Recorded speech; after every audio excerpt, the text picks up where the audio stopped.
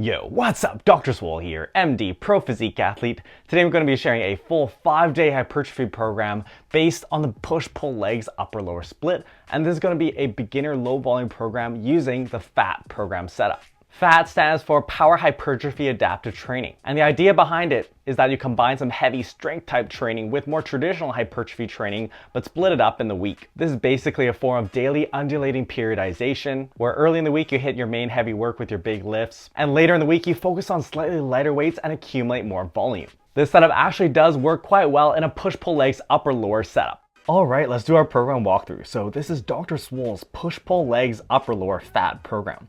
It's a low volume program set for beginners. We've got upper body power day, lower body power day, pull hypertrophy, push hypertrophy, and legs hypertrophy.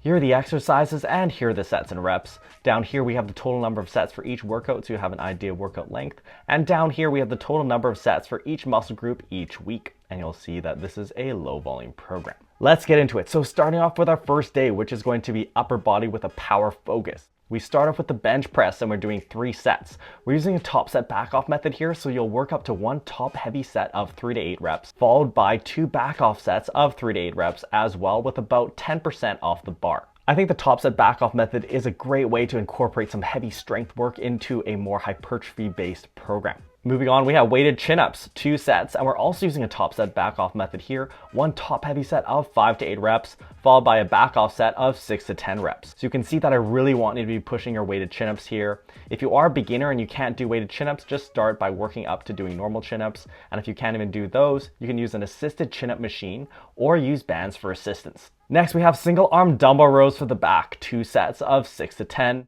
Then we have cable press downs for the triceps, 3 sets of 6 to 10. You'll often see me programming press downs in higher rep ranges. Also work in low rep ranges with heavier weights. At a high level, when you get really strong, you may start running into tendon issues if you're always trying to do press downs with really heavy weights. But at a beginner level, it's great to build up some of that strength early on. And the triceps tend to be relatively fast twitch dominant, so they do well when you push them heavy. Then we have dumbbell lateral raises for the side delts, 3 sets of 8 to 12. And we wrap up this workout with ab work, and we're doing 3 trisets here. So in a triset, I basically have you doing 3 exercises back to back. You'll execute each set with minimal rest in between those exercises, and then you'll take a break, and that's 1 triset. I'll let you choose your exercises here, but I do recommend you choose some form of crunching movement that allows you to add weight. Some examples would be weighted V-ups, weighted crunches, hanging leg raises, and cable crunches. Going on to our second day, which is lower body with a power focus. We start off with front squat for the quads, 3 sets. And we're using a top set back off method again here. 1 top heavy set of 2 to 6 reps, followed by 2 back off sets of 2 to 6 reps as well, with about 10% lighter weight. Front squats tend to do well with low rep ranges. Often when you try and program them with higher rep ranges, you end up running into fatigue in your upper back and just trouble holding the position. So I think they actually fit really neatly here at the beginning of the week on our power focus day. Going on, we have deadlifts, and you're just gonna work up to 1 top heavy set of 5 to 8 reps. This isn't a lot of volume, but as a beginner, you don't need that much volume to progress, and 1 heavy set of deadlifts should be enough. As you become more advanced, you may need a little bit more specific work on the deadlift to continue progressing it, so just keep that in mind. After that, we have dumbbell Romanian deadlifts for the glutes and hamstrings, 3 sets of 8 to 12. And I think this exercise is a great variation, especially for beginners. As you become more advanced, you're gonna get too strong for the dumbbells at your gym, but the movement pattern is great.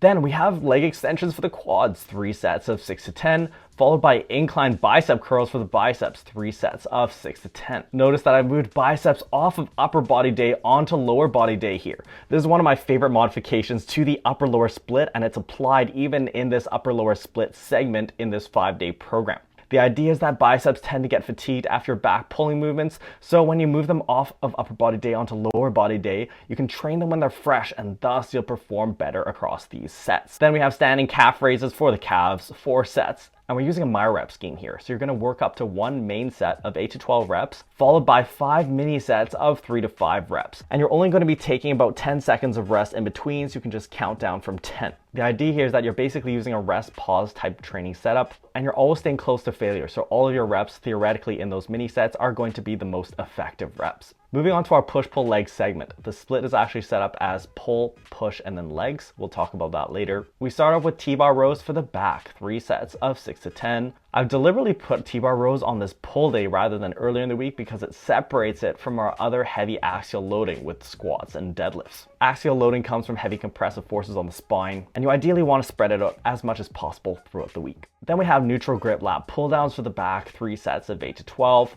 followed by cable rows also for the back, 2 sets of 10 to 15. Then we have dumbbell upright rows for the side delts, but they also hit the traps, 3 sets of 8 to 12, and cable lateral raises also for the side delts, 3 sets of 8 to 12. We wrap up this workout with some more abs, 3 trisets again. Next we have push hypertrophy day, and we start with dumbbell overhead press. These mainly hit the anterior delts, but also hit your middle delts, bit of your pecs and triceps. And we're using a top set back off method again here, 1 top heavy set of 5 to 8 reps, followed by 2 back off sets with lighter weight. We move on to close grip bench presses for the triceps, but also the chest, 3 sets of 6 to 10. After that, incline bench press for the chest, 3 sets of 8 to 12. Then we have hammer curls for the biceps, 3 sets of 8 to 12. Following that, cable overhead extensions for the triceps, 3 sets of 10 to 15. And you can superset these on the cable machine with cable curls for the biceps, 3 sets of 10 to 15. You'll see that I tend to have a mixture of free weight and machine exercises for the arms. Specifically for the biceps, you'll notice that with cable curls, you get a more even tension curve across the exercise. So having some mixture in the implements you're using allows you to access different parts of the range of motion better. Then we have our hypertrophy focused leg day. We start with hack squats for the quads, 3 sets of 8 to 12. Then we have Romanian deadlifts for the glutes and hamstrings, 3 sets of 6 to 10. You'll see that I placed RDLs after hack squats rather than before. Even though I consider RDLs to be a higher priority than hack squats,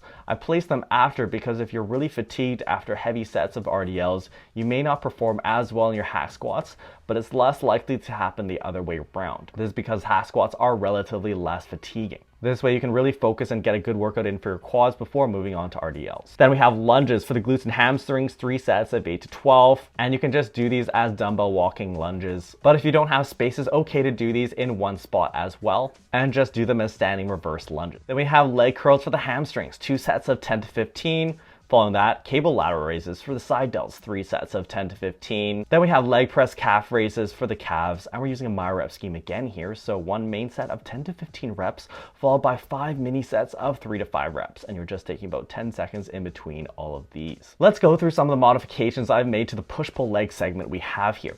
I've actually taken bicep work off of pull day and moved it onto push day, swapping it for our side delt work. This is really powerful because it allows us to train our biceps when they're fresh and not fatigued after back training, and it works really well because the bicep work ends up coming after our back work. You wouldn't want it the other way around because if you went into your back training with really tired biceps, you might not perform as well on your back sets. Side delts here are easy to move around, so you can use them almost as a placeholder. You'll also notice that I moved a bit of side delt work onto leg day over here. I like this modification because it spreads out our side delt work, and we end up actually having a 3 times per week frequency for side delts. Notice that our biceps are actually getting trained 4 times per week because they get trained indirectly through back training on our upper body day sessions, as well as directly on bicep training.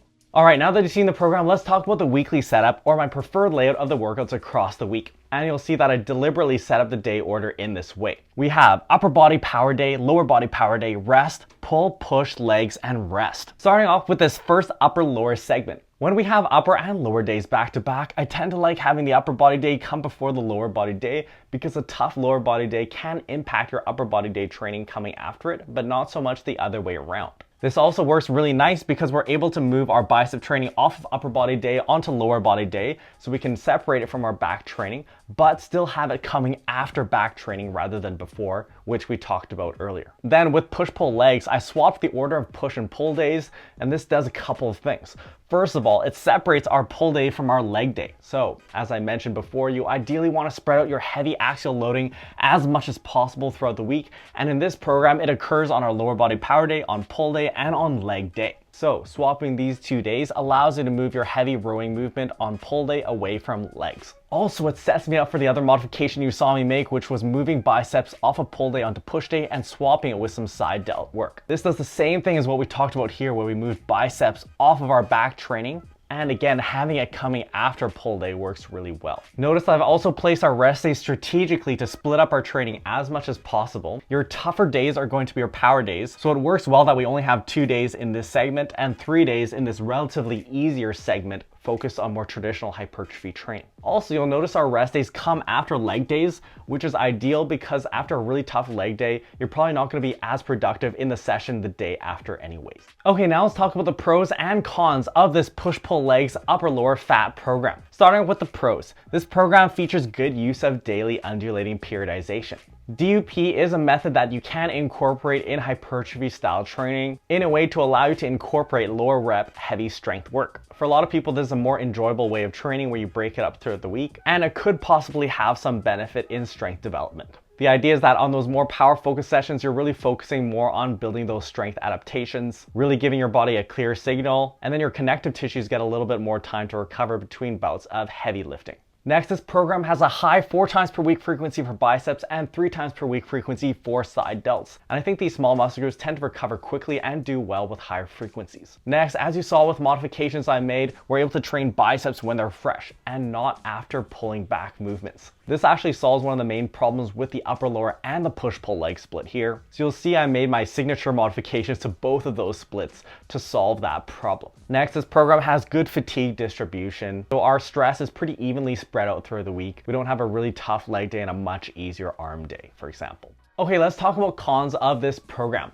The main issue with DUP, especially when set up in this way, is that you have tough power days. When you look at some of the original FAT programs put out by Lane Norton, you'll see that his power days are really tough. You'll see that I've actually diluted the FAT programming setup a little bit by moving some of our heavy work into our second segment in the week. For example, we have T-bar rows coming on the pull hypertrophy day and dumbbell overhead presses on the hypertrophy push day. When you try and lump all of your big heavy compounds with heavy weights in the first part of the week, you end up having really tough workouts and you may not perform as well across all the sets in those mega workouts. So I've tried to dilute it a little bit. So instead of just putting all heavy work onto those first 2 days, I've tried to spread it out just a bit, but where there's still a strength focus at the beginning of the week. Another disadvantage of this program is that triceps comes after pushing movements on your upper body day and on your push day. This is just a consequence of the upper, lower, and push-pull leg splits. I do think biceps get affected more by this kind of exercise ordering, which is why you'll see I made the modifications to favor biceps first. But overall, I think this is a solid setup, and I think FAT programming actually works well for beginners, because when you're starting out, you really want to focus on getting your numbers up in your big lifts. And as a beginner, when you lift heavy, even in relatively low rep ranges, you will build both strength and size simultaneously. Having some strength focus early on can also set you up for success later, because when you're stronger, you're going to be able to develop more mechanical tension by lifting heavier weights. So setting up some foundation of strength in the beginning will help to set you up for your intermediate phase. Now, I will be sharing the full program as laid out in an Excel file in my Facebook group. So if you haven't found the group already, find the link in the description below, join the group, and you can download the program for free.